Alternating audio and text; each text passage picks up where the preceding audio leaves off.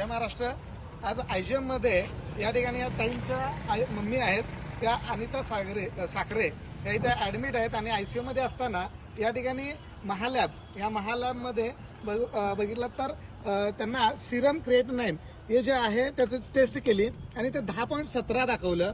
म्हणजे हे किडनीचं त्या ठिकाणी डायग्नोज करण्यासाठी हा रिपोर्ट आहे आणि किडनी फेल असणाऱ्याच 10.17 येते. त्यांनी सांगितले की किडनीला प्रॉब्लेम आहे आणि इथनं घेऊन जावा. त्यानंतर दुसऱ्या प्रायव्हेट निदान आम्ही लॅबला केलं तर त्या लॅबमध्ये 1.1 आलं, म्हणजे नॉर्मल आहे. 1.1 या ठिकाणी आलं. त्या यांच्या चौकशी केल्यानंतर हे म्हणले आमची महालॅब सगळ्यात टॉपची लॅब आहे आणि तुम्ही ह्या लॅबला तिथं क्वालिफाईड करू शकत नाही. म्हणून आम्ही निदान इचलकरंजीमध्ये टॉप आणि MD डॉक्टर आहेत.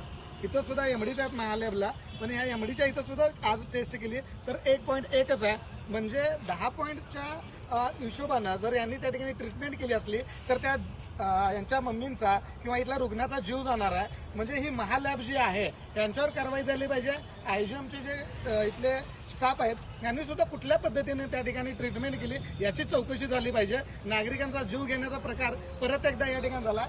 खरं तर दुसरा विषय जर बघितला, आत्ता परवाचीच बातमी आहे, IGM राज्यातील सर्वात चांगलं इस्पितळ म्हणून राज्य सरकारनं 60 लाखाचं बक्षीस दिलंय. मग हे जर एक नंबरला असेल तर याच्यानंतरच्या हॉस्पिटलची अवस्था काय हा प्रश्न सगळ्यात मोठा निर्माण होतोय.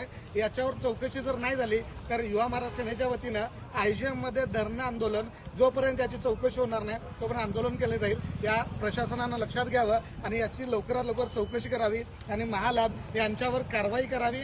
यांचं ज्या ठिकाणचं लायसन असेल ते रद्द करा किंवा इथून जे चांगली लॅब असेल त्याच ठिकाणी याची तपासणी व्हावी आणि रुग्णांची काळजी घ्यावी एवढी विनंती. जय महाराष्ट्र.